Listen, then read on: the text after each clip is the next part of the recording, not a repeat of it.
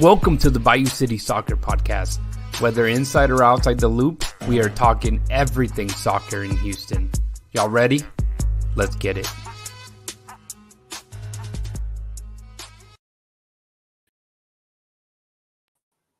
He disappeared. He's here. He's there.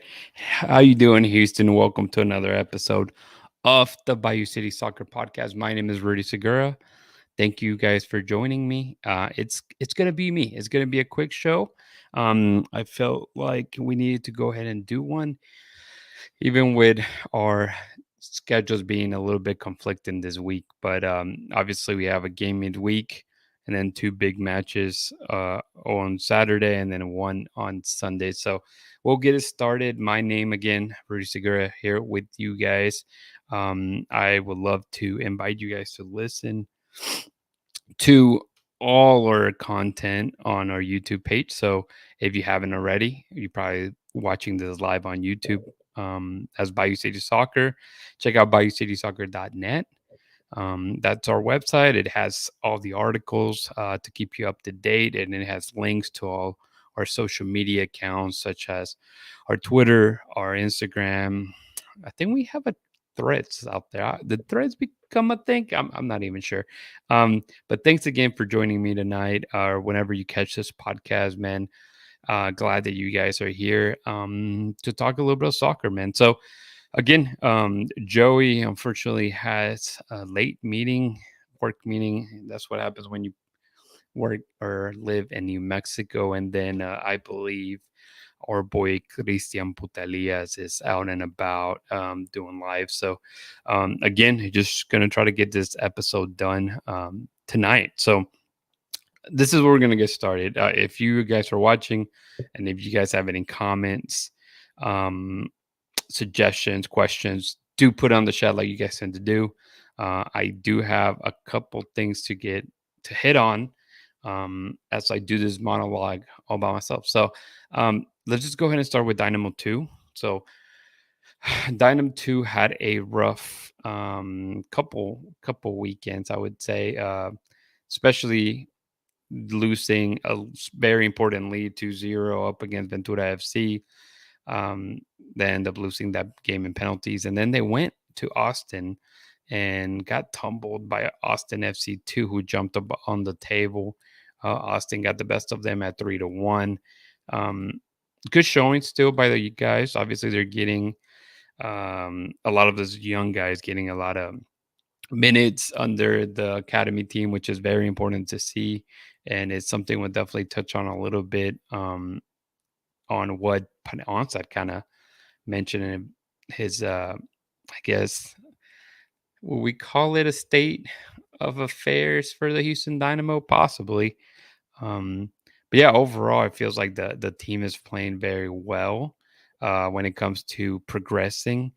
Seeing a lot of kids from the Houston area getting plenty of minutes, getting some action, and obviously being reciprocated by getting me the call ups. I know that players like Brooklyn Reigns has been getting called up. Xavier Valdez has been getting called up to their national team. Sebastian Rodriguez is also, and a few others. So it's very important to get those guys minutes. And I think there's been a big push on the homegrown aspect of things. So we all know that for the longest time, the Houston Dynamo have struggled to get an academy in place, an academy that would actually be a pipeline for the first team. And I think we're kind of seeing it finally, be put together. And so for the most of it, it's going to take time either way for a lot of these kids to break into the first team, but especially the ones here locally in Houston area. But it's great to see them developing and getting that opportunity, something that we hadn't seen before. I'll take a quick stop here to thank one of our sponsors, Ugly Guppy. You guys probably have seen some of our gear that they've been sending our way so we can rep Bayou City Soccer everywhere we go. It's great because even at the stadium, some people recognize it and ask, "Hey, are you part of Bayou City Soccer?" feels kind of good to tell them yes. So, yeah, we do, and obviously, it's fantastic to be able to just continue to grow the community that we have in place here at Bayou City Soccer. And being recognized is a little interesting. I know probably others like it more. Maybe Chris. Chris kind of likes it. He enjoys it when you guys see him, give him a high five, and maybe ask for a picture. Ask for a picture. I'm telling you, he's not going to charge you $5. I'm kidding. When I've said that in the past, but yeah, feel free to reach out to him, to us. If you see me, stop me. I probably have a sticker in my backpack or my pocket to give away. But we'd really appreciate all the support that you guys give us, all the listeners, everybody that clicks on articles, retweets, shares. Really fantastic stuff. And actually, right now that we mentioned this, we were giving away tickets on our Twitter account. And as I am here live, I am going to go ahead and pick our winner. So let me see. I think we had already chose him. Yeah. So the guy that's gonna get the tickets, we'll retweet it with his name. It's HTA23. So if you're listening here live, you'll find out. But otherwise, I'm about to retweet it with his account. So 23. Let's go. The winner. DM us. Man, those games against Vancouver coming up for the Dynamo are great. So um, there are not that many games left, guys. So make it out to the stadium if you can't. Hopefully, a lot of you guys can. Um, yeah. So anyway, so that's kind of what Dynamo 2 is giving us. We'll go a little bit into what Houston Dynamo, the first team, is. I know we usually hit the dash first, but I kind of want to end with them and expand a little bit of what we heard from the Dynamo and more or less what we have not heard from the Houston Dash. So Houston Dynamo, Pat General Manager Pat Onstad had a again kind of like a state of affair, a state of the club, if you guys are going to put it that way. Earlier today, feel free to check out that interview and as well as the preview to the Vancouver game with Ben Olsen, but it's on our YouTube page. So make sure you, after this recording ends, if you have not, I would highly suggest that you check those videos out. They're very informative. Obviously, Pat does a great job of being very transparent of what's happening with the club, and it's great to see. Again, something that we may not see in the dash side of things, but uh, a few takeaways from that. Obviously, the big news was well, he started by saying how Ted is yeah, I guess my owner Ted Siegel is willing to put money down and help out the Houston Dynamo. He put about 10 million in between the fees for Ezequiel Ponce and Anali, Lawrence Anali. And so I know how it's composed. I believe it was about 8 million for Ponce and Nolly was about 2 million. Obviously, Bones is a record signing for the club, which doubled the amount that was reported to be the fee for Sebastian Ferreira. So it's great to see that. Obviously, it's something that here in Houston we're not used to, and it's something that slowly we as a club, as a city, are trying to catch up to some of the bigger names out there, whether, insert LAFC, insert Galaxy, insert Atlanta United, some teams that maybe have been spending more money from the either from the get go or increasingly throughout the year. So obviously, and Inter Miami is probably in there as well. But he again, some of the takeaways apart from the amount of money spent, he touched on the injury to Ache. I know if you guys watched the game or saw the highlights, Hector did come out injured right when Dorsey scored. It looked like he tweaked something. Well, we found out that something was his hamstring.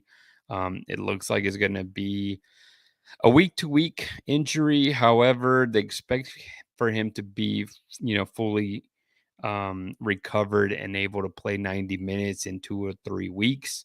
Um, I guess the expectation is for him to play um, possibly Seattle, and but for sure the game after that. So personally, it wouldn't make sense to play him in Seattle just because of the turf, and maybe you don't want him to get any more discomfort from that odd playing field. So he'll it would be it would make a lot of sense if he's saved all the way to the New England Revolution game that's going to happen here in Houston. Um, which is basically 3 games from now because they have Vancouver, you have Austin, then you have Seattle, and then it'd be New England visiting Shell Energy Stadium. So that's where I believe they were going to see him. Obviously, very um, yeah. Thanks, Jeff. Yeah, it's a very two-sided club. Only one Bayou City host. Hey, thanks, man, for joining us. Yeah, I mentioned that if you guys had any questions, anything you guys wanted to share that I may be hitting on, let me know. Feel free. I do have quite a few topics to hit, and we'll go. I'll try to get back to your questions and try to make this not a very long episode since personally I don't like hear myself talk too much. Resonate a little bit, but which I don't even know why I have the headphones because I don't hear anybody else talking. So um but needless to say, the Houston Dynamo are really doing a great job of building something, right? Another takeaway was the fact that I can't believe I think it was Victor Arisa that maybe asked about the academy. Hopefully, that's who I'm giving credit to correctly. Um, but Pat Austin made it very, I guess, he made it very obvious that they want to focus on the homegrown talent. And why not? I mean, Houston is a very talented club, or sorry, a very talented city with a lot of players playing in club and going elsewhere for college, and why not? But at the end of the day, you have to create a pipeline. If you want to be a Philadelphia, if you want to be a Seattle, you have to create a homegrown pipeline that allows players to come in through the academy, develop in the and B team in this case, Houston Dynamo 2, and then make that jump. And it looks like that's what they're emphasizing, and it's great because at the end of the day, players that come from college, and who knows if they eventually get rid of the college draft. But it was pretty obvious that players like maybe even Usman Silla, who had a fantastic career in college and has played some decent time with Dynamo too, he may never get a shot here in Houston in the first team. So, um, plus if you guys check his Instagram, for example, it looks that way. It looks like the guy's pretty much on his way out, trying to find somewhere else that he can play, which is something that actually was happening before he ended up finally showing up for Houston Dynamo 2. It looked like he was trying to see if he could find somewhere to play abroad and get some minutes in a first division team. And you don't blame him. You really can't blame him. The guy, it's 23, 24 years old at that stage in your career and your I guess, and just in life, as a soccer player, you have to be able um, to play. 23-year-old. I've said this a million times to our guys. I'm like a 23-year-old anywhere else has already about 100 caps for whatever first division team they're playing. Um, yeah, it's pretty incredible the way that is set up. And um, let's see, I mentioned Pat, obviously. The homegrown, the money spent, the injury. I think those are the biggest takeaways that I had from that press conference. Again, if you want to listen to the entirety of that interview, check out our, you're here already on YouTube. Click on our YouTube page, and it'll take you to the interviews for that we had today that involved Pat Onstad and Ben Olsen. Yeah, it's pretty incredible. what's happening, Jeff, I'm going to talk to you directly. Um, you know, that's what we're all thinking about a chance of, getting some kind of state of the dash press conference from Ted or Jessica. They've been very MIA. So if we're gonna hit a little bit on them a little further on when I finish talking about the Dynamo as a whole, but as something that really needs to be said. So, um, Houston Dynamo 2, again, they'll be playing this weekend, September 22nd, here in Houston at 5 p.m. So, those are free tickets. Go to SeatGeek, download however many tickets you need, and make it out to the stadium, man. They play at SaberCat Stadium. If you've never been, make it a family thing or just go by yourself, take a friend. It doesn't matter. You'll have fun. Those guys definitely play hard. And what is a better chance of maybe getting to see a couple of the current first team players out there supporting the team. But um and yeah, Dynamo first team, they'll be playing tomorrow night, today, whenever you hear this podcast, I suppose, against Vancouver. 7:30 p.m. kickoff. I won't be there. Life kind of has that. Literally, I have a thing at 7, so I won't be able to make it. I'm hoping to catch at least the second half if I get home in time. But otherwise, I'm gonna have to Tebow. Is Tebow thing still a thing? Now we can just always go back in Apple TV and watch the recorded match. But um, I'm hoping for a thriller here. It is Kick Childhood Cancer Night. This year, I'm wearing the one for this year, thanks to a lovely gift from some very cool people.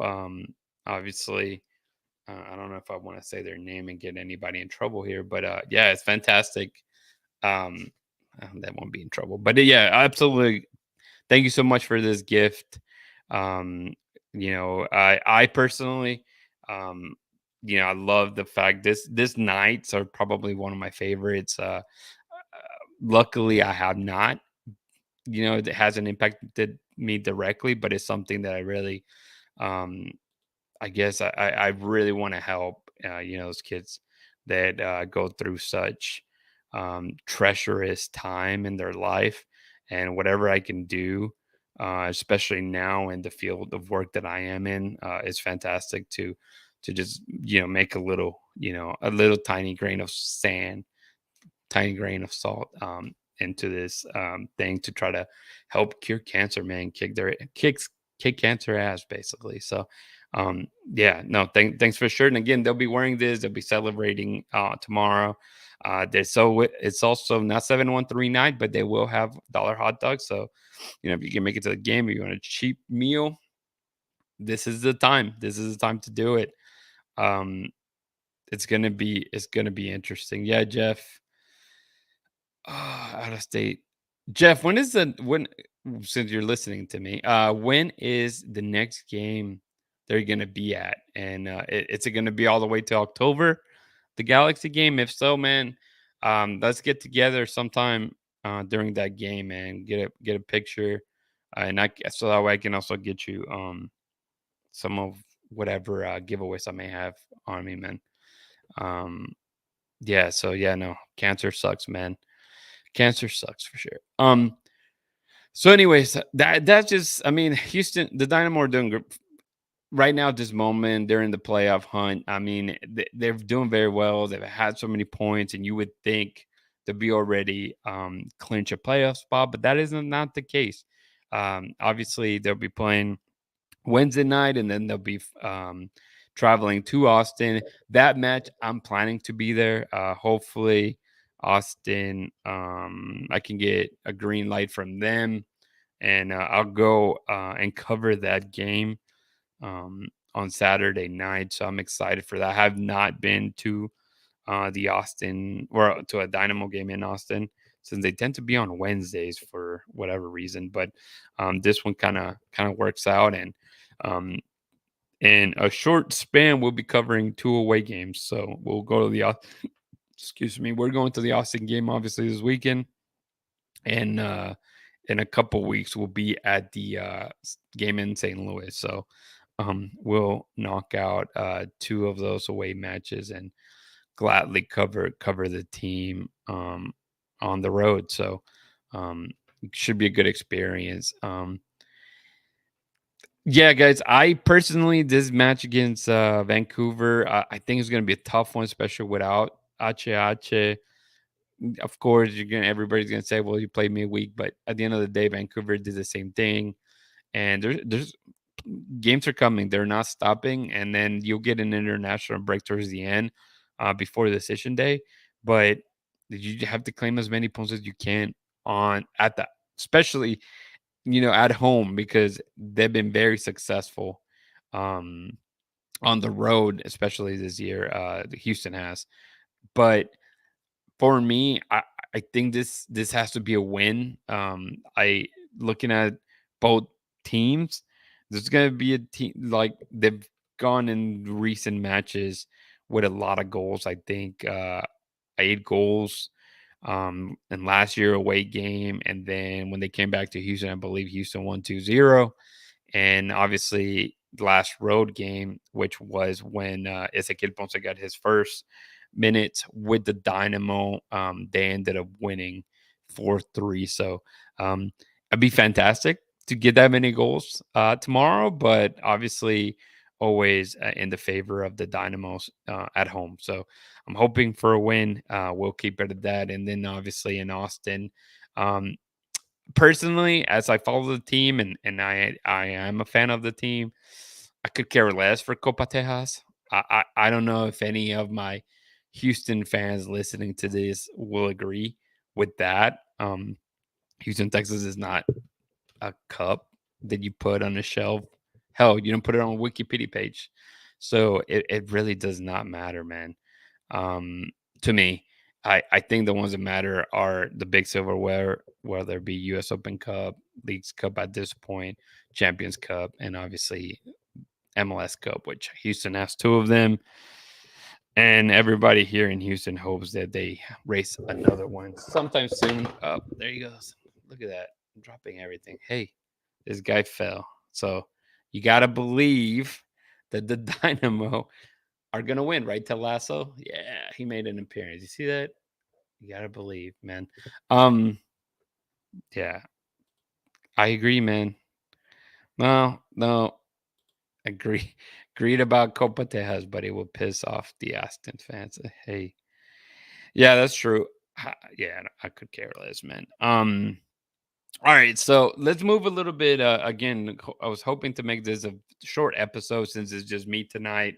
Uh, that's the reason I'm recording today is because I don't really want to push it any longer than we have to. We'll come back and record next Tuesday, which is usually our designated day. And if you guys saw it on our YouTube page and social medias, I am starting to record a Spanish episode alongside my brother-in-law.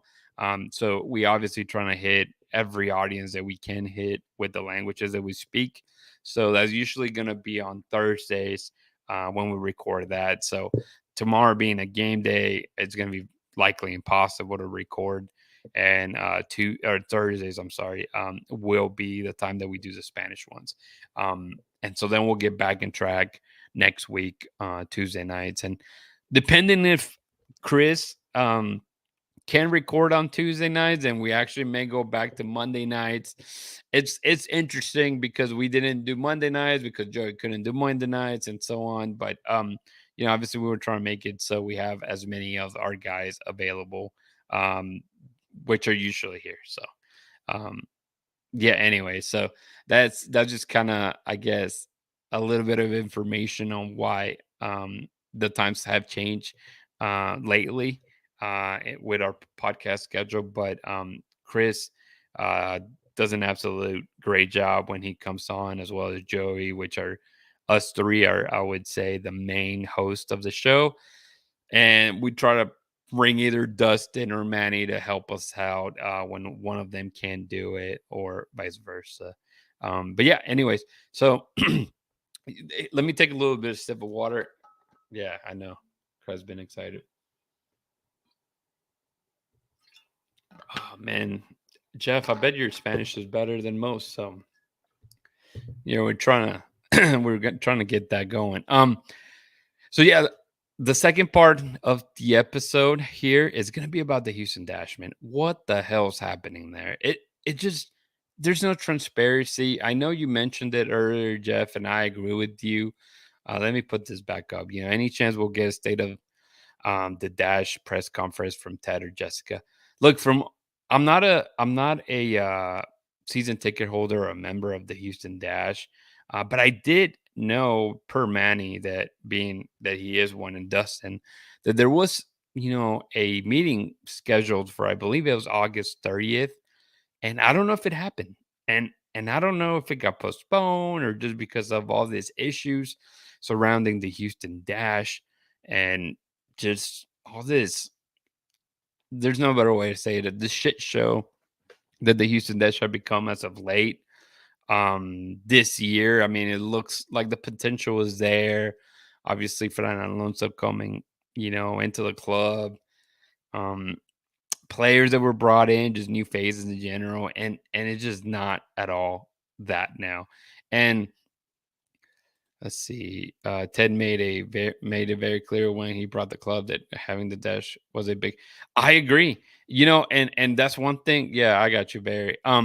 One thing that I saw also Jake. Jake's is a guy, and I know he's probably not listening right now. But Jake, I know you're a huge Dash fan, man. I know you're like a diehard follower, and I feel for guys like you, Jake specifically, and the fans that are leaving breed the Houston Dash. There are people out there. It may not be a lot of you guys, but I know you guys are out there, and um, I feel for you guys because in our reality, from what I gather and from what I've heard, Ted and the press conferences and the interviews we've done with him, he always emphasizes that the dash are very important.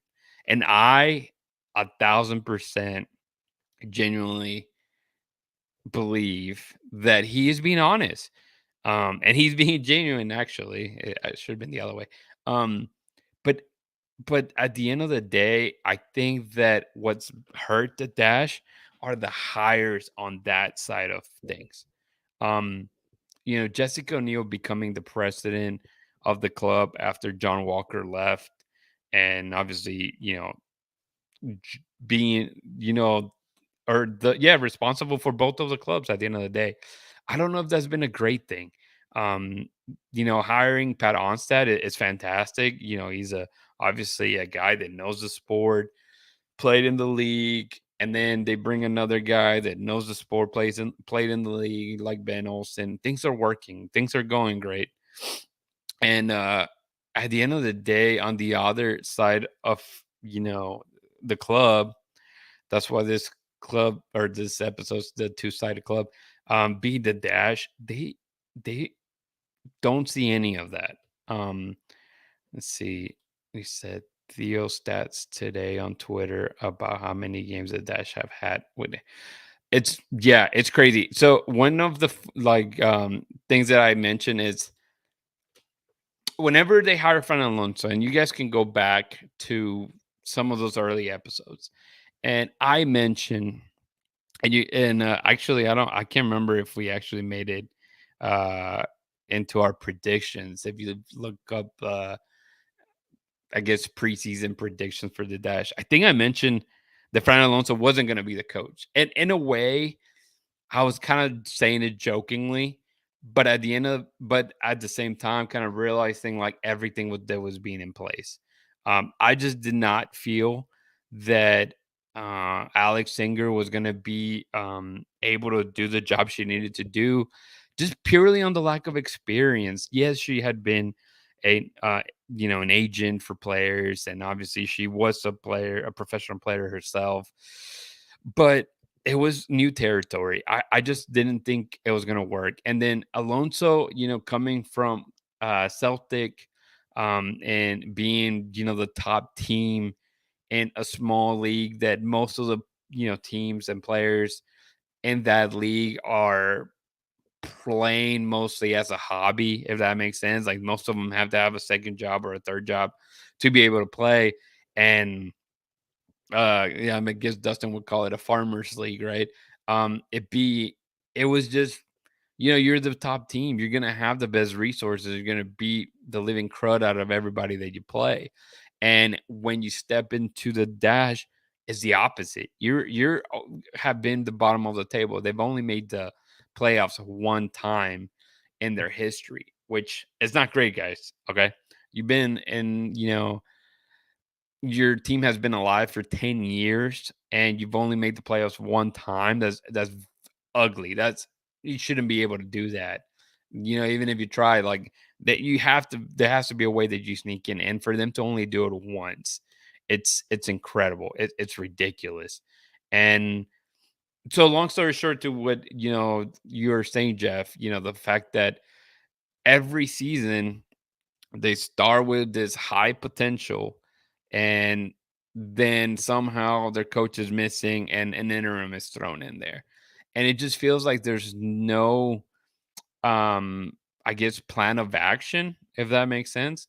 Because once it hits the fan, man, it hits the fan, it's everywhere. And it's getting a little ugly. I mean, people are asking, that's a great stat. I'm gonna put this here. Uh, Lady didn't even make a year. Alonso 130 day. I mean, dude, it's pretty crazy. Just the fact, all the stats, man, great stats, Jeff. You're gonna have to get you on the episode here whenever I'm by myself sometimes. But yeah, no, I agree, and I mean, you can't get me started with just the NWSL by itself as the league.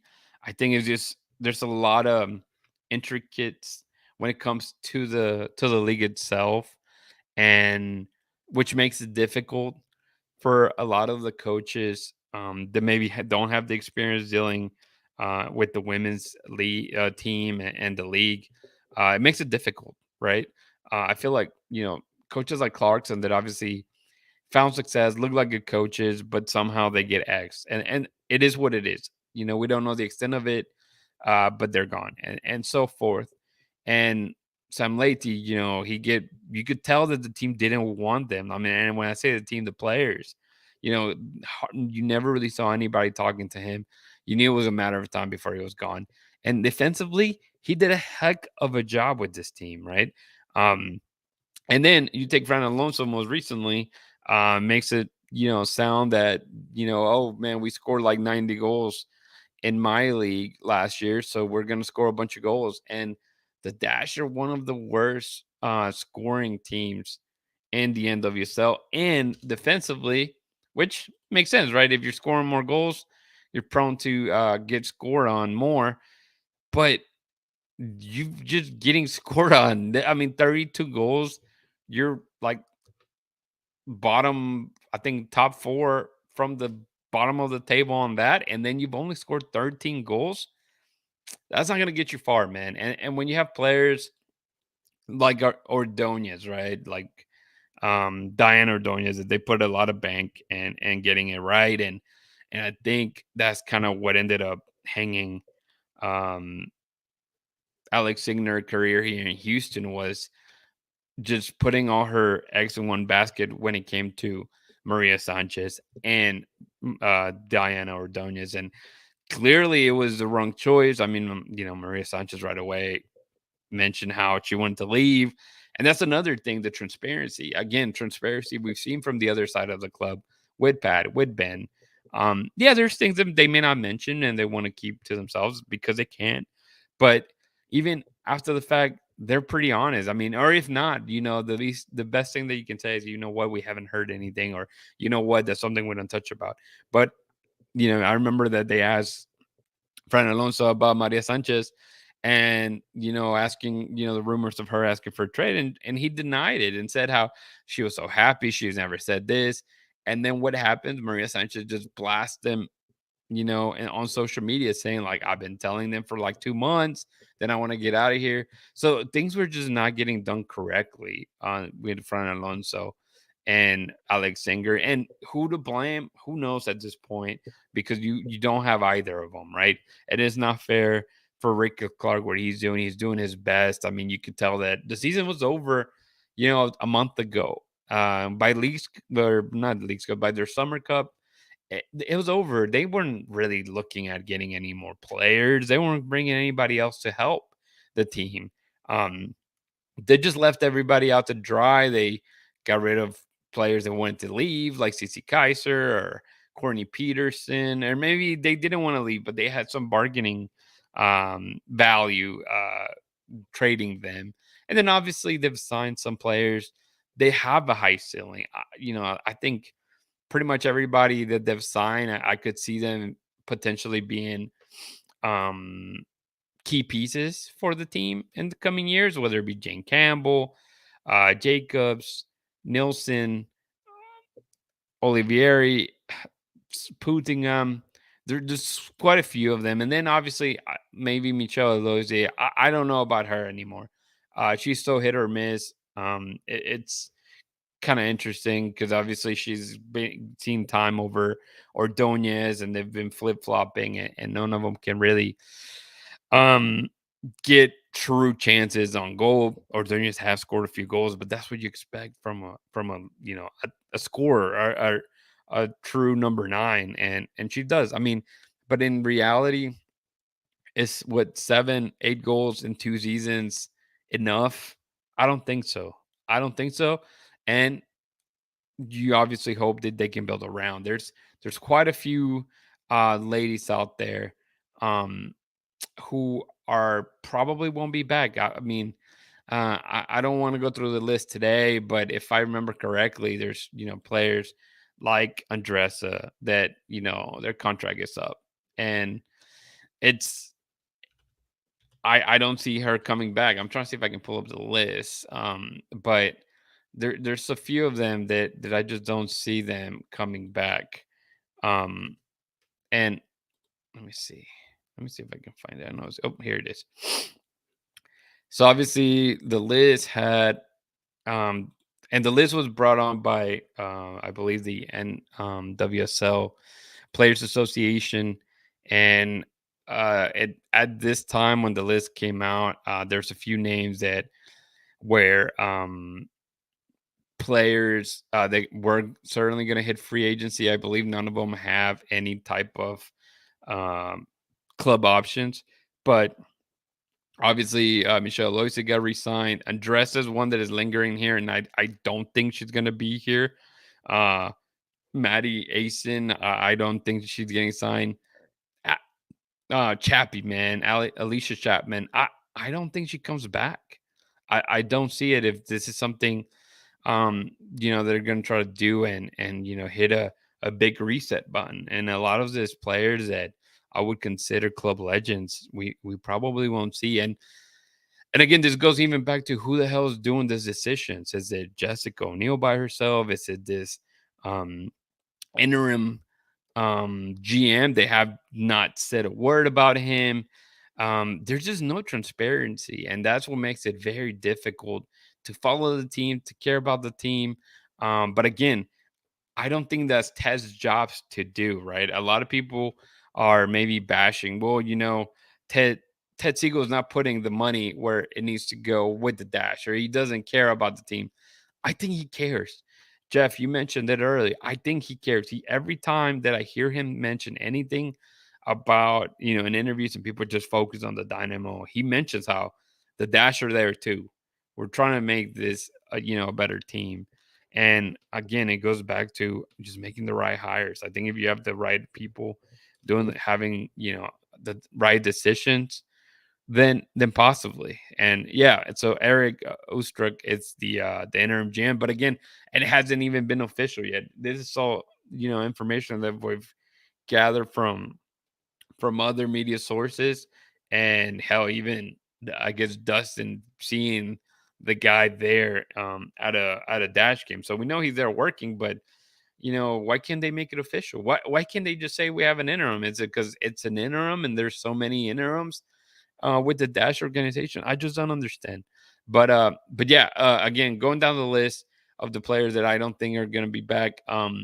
Polina Gramalia, I mean, dude, just go ahead and get rid of her. I mean, she's been on loan for like 2 years now. Um, Harris, Jaleesa Harris, that's a tough one. I feel like the potential is very high, but they've given her so many opportunities, and I just don't know if she's ready. Obviously, right now she's going to get more minutes because of Tarziani being out, and that could be what pushes it over for her to get an extension or a new contract. But yeah, that's an interesting one here. Sophie Hurst is gone. She got traded. They signed Natalie Jacobs. Erin McKinney, I believe she's a goalkeeper. I don't know if she'll be back. Olivieri got re-signed. Peterson was sent off via trade. Sarah Punningham, she got extended. Sophie Schmidt, that's again a legend that I just don't see it. The guys make me laugh. Jeff, I'll tell you this. Because I told them the other, when the season started, I just told them how Sophie's not Sophie. I mean, Sophie, just obviously she's played. She has a lot of miles under her legs, right? And um, she just hasn't looked herself. She just, especially this season, um, she just looked crushed. And I do remember, I believe it was last season or the playoff game. I can't, I believe it was a playoff game 2 years ago, and she just looked crushed already. Just tired. I mean, she's 36 years old. She's done it all when it comes to playing in World Cups, Olympics, obviously winning a gold medal. She's one of my favorite players. I grew up playing that type of position, so I relate to a lot of, or I draw to a lot of those midfielder and central midfielder, defensive midfielder type players, and so I love the role that she plays, but I just don't see her um being back for many reasons. And and again, it makes sense if you're restarting this. Ivana Salone, it's another one. I don't know. I don't know if she'll be back. Just because obviously she just came back from injury after missing a lot of the season. So who knows? Think if you're getting rid of a lot of center midfielders like Schmidt, you probably keep her. You have Cruz Soto, also a defender that may now be back. Kiki Van Santen, obviously, is his rookie. Looked like she has really, really good potential. Unfortunately, she ends up, I think, breaking her foot. Um, maybe Jeff, you remember, but anyway, she's been out and she just got back into training. I do remember seeing the Dash making a big deal, I believe, last week of her being back in training. So I think she'd be one that gets re-signed. I don't see why they wouldn't. And then one of my favorite players, Amanda West, this year. She hasn't done a lot, but I think she has a potential to be a very good player if she plays in her right position at this point. Whether it be a striker more than a winger, or if you're asking too much defensively, that's not the way to go. And yeah. Ryan Garris and Chappie just got back from maternity leave. You're right on that. And then Ordonez and yeah, obviously that's one thing that I found interesting when Campbell was out.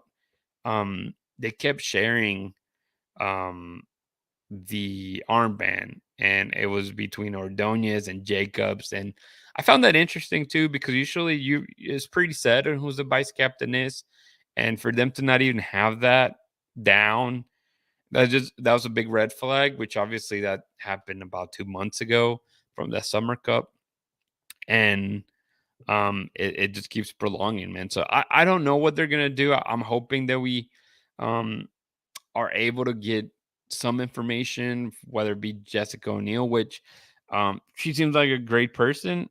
I just don't know how she knows about the sport and if she's doing the right decisions for the dash, especially if she's the one fully involved maybe in that in comparison to what Pat Onset and Asher Mendelssohn and Ben Olsen are doing um with the Dynamo. Yeah, Katie Lynn obviously out as well. Um, so the potential's there. I do think that they don't, even with some of the players that sound good, I just don't think it's enough to be a competitive team. And you could tell that they're able to definitely beat on the teams from Mexico, and that just tells you how better of a league the NWSL is, but that's not a true measuring stick. And I personally mentioned that whenever they won those games, I'm like, I don't know if that's going to be enough. I mean, it could be a telltale sign. They can help you and boost you to the regular season when it restarts, or it can really show you that that's your level. That's where you should be. I know that Chris jokingly said, "Why didn't they don't just play in Liga MX Femenil at this point? Be pretty close." And I don't think he's wrong. I mean, hell, they could be like the Canadian, to what the MLS is if the Dash would go and play against Nuevo Leon. But um, yeah, it's pretty incredible, just the talent difference. And I mentioned this, some especially fans, they're trying to get into the women's soccer, which is exploding. I think um, it's great. I've always followed the Olympic soccer for women's more than even men's, just because obviously you knew that you were gonna see the best players in each of those nations in comparison to the best players for the men's side, and I enjoyed it. And now trying to follow in the league, and obviously, being local here in Houston, following the Dynamo and the Dash, um, it I want to be able to enjoy those games. Again, I'm not by any means a diehard Dash fan,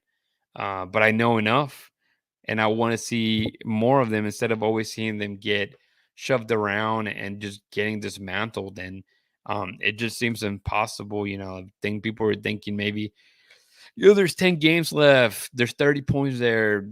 They're gonna make the playoffs, and in paper, on paper, sorry, um, it's still there, right?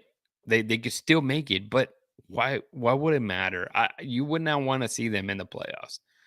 Um, because again, it builds a false sense of hope. Like, hey man, look at this. We went through like hell, and we made the playoffs. And everything they've done is so wrong in so many ways. The way that they approach a lot of this stuff, and yet you make the playoffs. I don't think that's a good thing to do, and that's what makes it so difficult to be able to see um the difference of like, okay, what exactly is the vision here with the Dash? Yeah, the Dash have blown every home game where they got a big crowd. They're blown up. Yes, that's another thing. I think they have like the old Dynamo syndrome, Jeff. Um, every time that there's a good crowd on the stands, they lose or they don't capitalize. I think it's only been was it who was it that they were playing? Can't remember who were they playing, but basically if they lost to them, it was gonna be a whole year of them losing basically at home. And they ended up winning. I believe they won 3-0. It was Tarziani's first match. I was actually there with my wife as a fan enjoying the match. And so it was great to see that it can be done. But that was the only time that I remember seeing a decent crowd that they actually won. Otherwise, there's been some good, crowds, and they haven't. And this obviously this Saturday, it's also Hispanic Heritage Month, and they'll be giving away these little bad boys, which are really cool. Obviously, that I don't know if my camera's going to pick it up. You have the Dynamo on one side and the Dash on the other, and I think it was a really cool little giveaway that they gave for this last game with the Dynamo, and the Dash are going to do the same. So, whenever anytime there's a bobblehead, because there's not many for the Dynamo and Dash, people are going to be there. So at this point, it's just sad that the way that you have one club and the reality for the Dynamo and the Dash are completely opposite, right? And the Dynamo have been there, but the Dash also have always been there. There's only been one, I guess, two good seasons, whether it be 2020 and then 2022. 2020, obviously, they win the Challenge Cup, which I don't even know how the hell they did it, because I think, lost the first or two matches, and then they obviously eventually went on a win streak and got that cup. And then in 2022, they make the playoffs for the first time in their history. So you would think that they were gonna build up from there. And yeah, anyways, it's incredible, man. You guys, Giles Barnes. I'm not gonna lie, I'm missing it quite a lot, and I could show you. Actually, let me see if I can move my camera. That's my collection right there. So I got Daly, I got Joe Corona, Jose, what's it called? Jose Memo Rodriguez. Then I got Panterita back there. So I don't have. Oh, and then obviously this one, but I don't have all of them. Jeff, man, make me look bad, bro.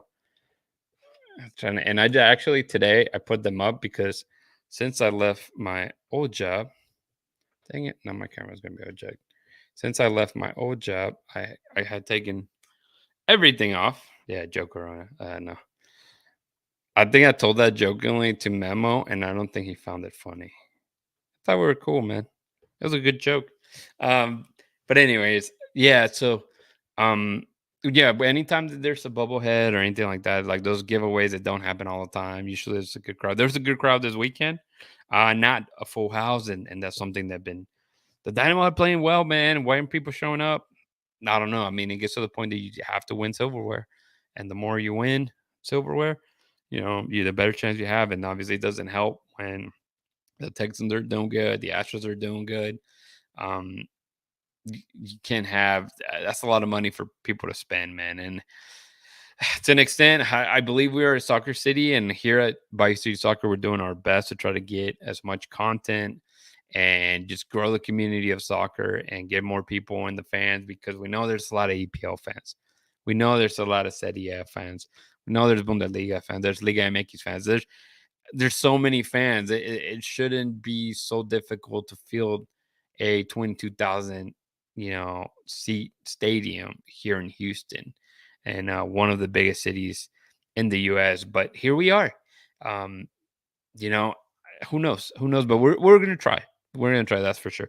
But I hope that you guys enjoyed this episode. I know that my plan was to make it really short. I was gonna go 22, 25 minutes or so. But Jeff, man, you've thanks for submitting so many comments and things that I can bounce off of and make this episode a good one, man. Um, yeah, I'm with you, man. Dynamo fans are cynical, even after great runs of great wins. Hey, actually, let me finish with this because you just made me think of something.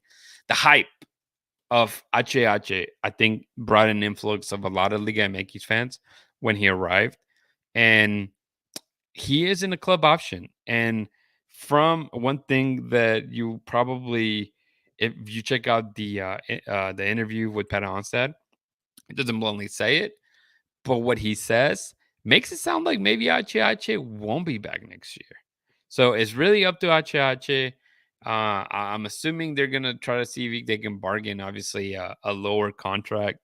And it's Ache. You want to get as much money as you can. So at the end of the day, um, it's up to him. And even if he loves Houston and this and that, but where I was going with that though, it's just the amount of marketing that they did when he arrived. Right, they did all kinds of showings. I mean, they went to post Houston and had a lot of people out there, and then they did murals and then all kinds of stuff. But it gets to the point, and again, I think we've freaking talked about this so much, but the marketing at with the Houston Dynamo is just awful. I don't know what it is. I don't know who they need to talk to. I don't know if they just don't understand the city. I don't know if they're just not soccer people. I don't know at this point, but they barely expose and market this guy as they're easy to market. You see Ache, especially go do events, obviously for his other sponsors, but we never see him do anything for the Dynamo. And again, granted, I don't know the contract situation. I don't know if there's some kind of small word in there that said that he can do that, but I just don't see them doing it. And it's crazy. And yeah, exactly. And that's where I was going with. Thank you for that. Um, yeah, I don't know if you probably got the same email, but if you're a member, they send out a thing about you text them Vamos Dynamo, and you can keep up with news. However, they never push for the Hispanics as much as they should. And I think it's definitely something they need to do. Man, I can't. Oh man, I'm gonna have to. Let me see real fast before I get out. I'm gonna see if I can post this picture real fast. Um, because we were joking, and I told the guys, I'm like, let me see. I can post it here, but I don't know if it's gonna look like it. I'll read it. So you guys probably have seen the meme, but it's basically the and we'll finish with this, man. Yeah, same with their articles and videos. Yeah, and see, that's exactly what we're trying to do here, Jeff. So obviously, it's difficult for us to do both, and we're definitely trying. I obviously speak Spanish, so now I was like, man, you know what? This is the time to do the podcast in Spanish, so we're gonna do that, and then hopefully we can even do some articles. What's difficult and what I've talked about in the past is just that from the type of people that tend to read the articles, it's difficult to get them on webs or sorry in Spanish to get them on the websites and stuff like that. So that's the hard part, I believe. Like that's kind of where I believe we get stuck, and a lot of people just listen to the radio and Spanish, and that's as far as we can go. But the more we are able to get more people. Okay, let me see.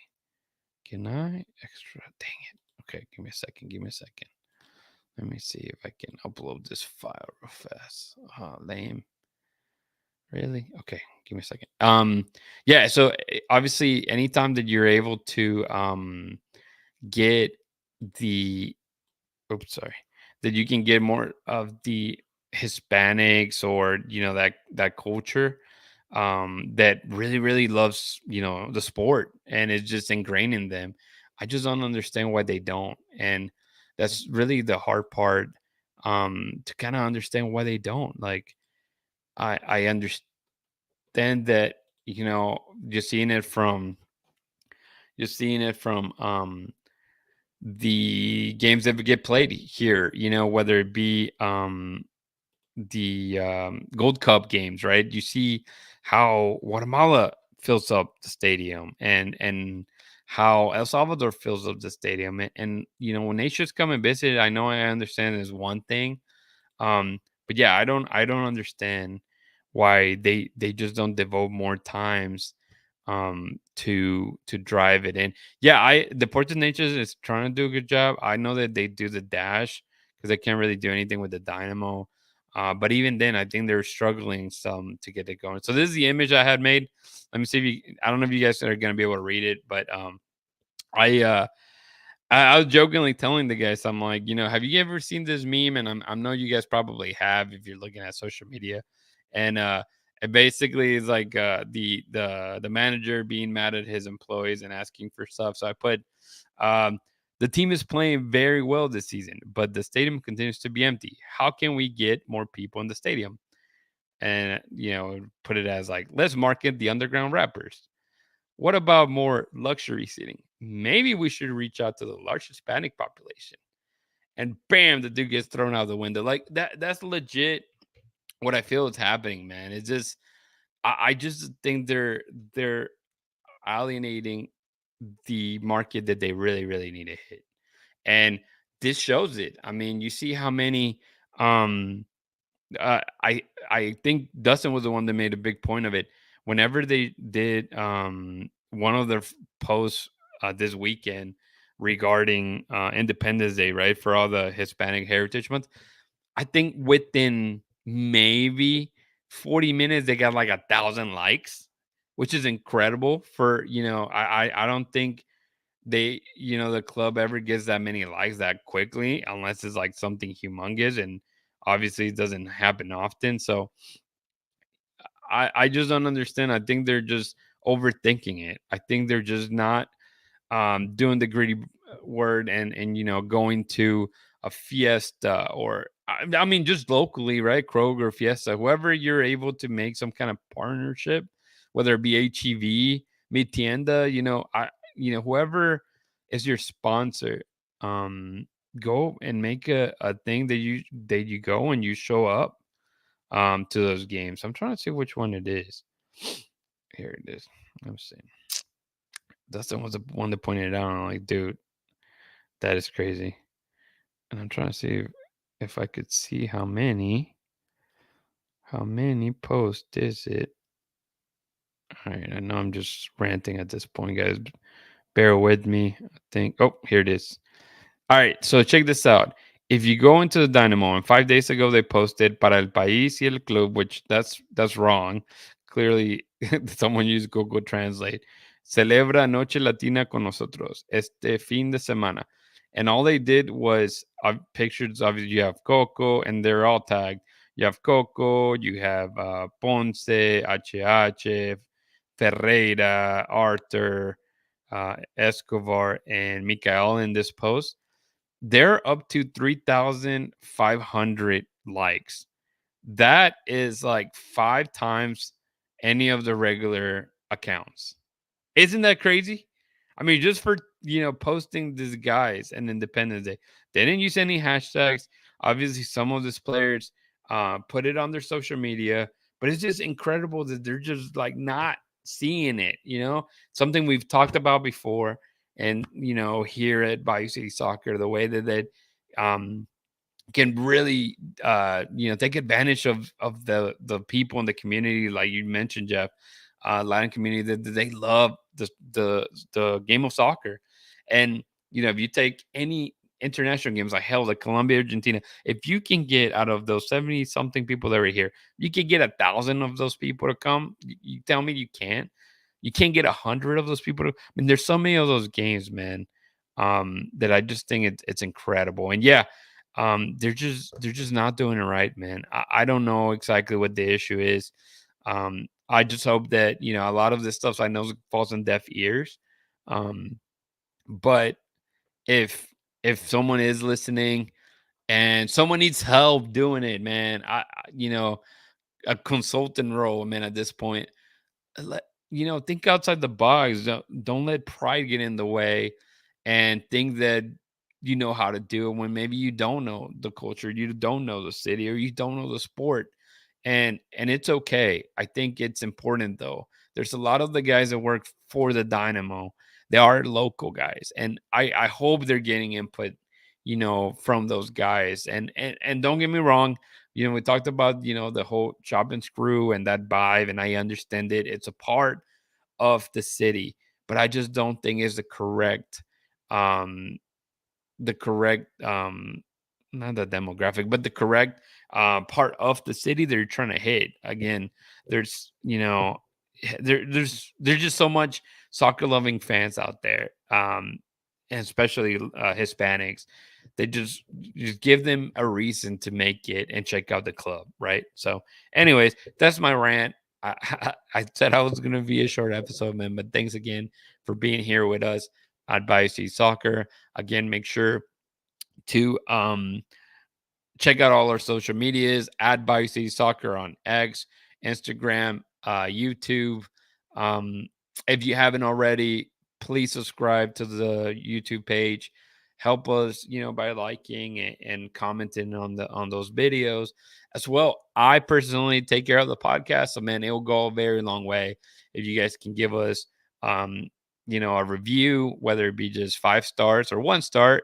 But tell us, if you like the show or what you don't like about the show. Again, I know it's nerve wracking, but we really, really appreciate the feedback, good or bad. And I hope that you enjoy the time here with me today. Jeff, man, thanks again for joining us and being so chatty. I know that we had quite a couple people out too listening. And again, I know the podcast is going to be out, and you guys are going to hear this maybe on your drive to Austin this weekend or tomorrow before the game against Vancouver. So, obviously, let's go Houston Dynamo. Let's go Houston Dash. And don't forget to hold it down and keep it forever orange. Peace. Houston, Houston.